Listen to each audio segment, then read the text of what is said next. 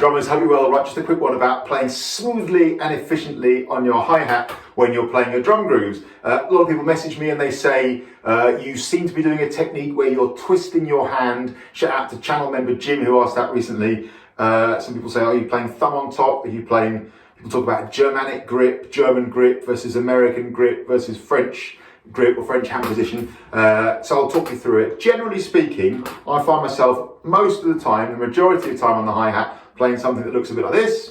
I can see why people ask about the twisting motion.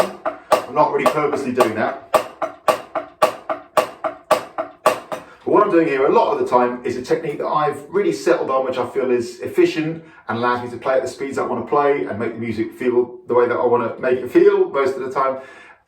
Really what I'm going at here is a mixture of two different approaches, kind of, as I see it, two extremes. One is the molar technique style whipping motion.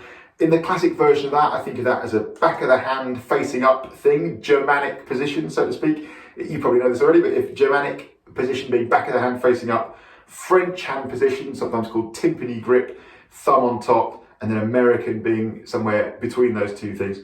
So going back to the molar whipping stroke, I think of this as a back of the hand facing up Germanic position thing. This is one of the kind of extremes that I'm between. So here you're getting a lovely accent and emphasis in the beat here. Imaginary bit of string, pulls your wrist up, say that you're on the and of beat 4, and as the great Don Fabularo taught us over all those years, your elbow and the tip of your stick are heavy, they're just hanging down.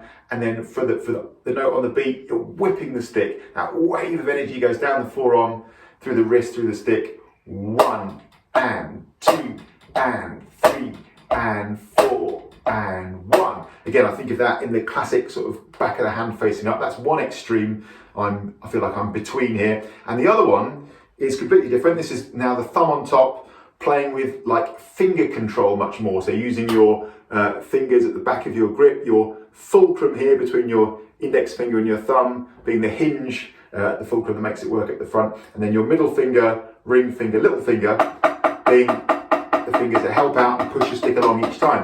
This is the other extreme I feel like I'm between. So again, one end of the scale, you've got this big accent on the beat with a molar style whip, 3 and 4, and other end you've got very even notes with your fingers at the back of the grip being the main thing that pushes them along. 1 and 2 and 3 and 4 and 1 and 2 and 3 and 4 and. Now what I'm doing here most of the time, I find myself playing a little mixture of these things, and I think this is what people are asking about when they're talking about the twisting motion. I don't normally plan on letting go of the stick, but it does happen. Okay, cool. So 1 and 2 and 3 and 4 and 1 and 2 and 3 and 4 and. Again, I'm somewhere between those techniques. I'm here mostly going for thumb on top, French grip or French hand position, timpani grip. There is a definite sense of lifting up here, the imaginary bit of string around my wrist, definite sense of that coming up. My elbow is just hanging down. I really like to have my arms just as loose as hanging down. In fact, the whole of my body as loose as possible, but my arms hanging down as much as possible. On the and here, I'm definitely pulling up this bit of string here. But again, the thumb stays broadly on top. I'm whipping the stick through. And as I'm whipping through, I'm actually using the fingers somewhat here at the back of the grip to help it through, which really helps with speed as things get faster. So again, I just find myself somewhere between both of those techniques. 2 and 3 and 4 and. What I'm going to do is I'm just going to move around a bit as I do it.